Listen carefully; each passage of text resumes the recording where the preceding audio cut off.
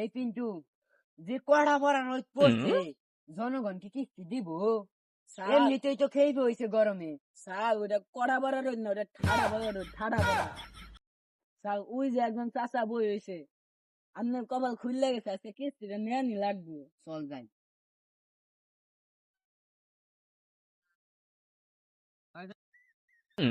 চাচা, এই গরমের মধ্যে আর নেই নু কি করুন?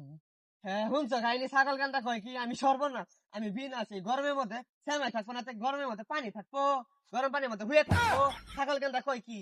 চাচা, তাহলে আঙ্গর খাই খাই চুষা ব্যাংকের কিস্তিটা দেন। হ্যাঁ শুনছ খাইনি পাগল গান্দা পাগল ছাড়া কয় কি এই গরমের মধ্যে মিষ্টি পাবো? দু সাথে মাথা মিষ্টি হবো গা, মিষ্টি হবো গা, কিস্তি হবো কিস্তি।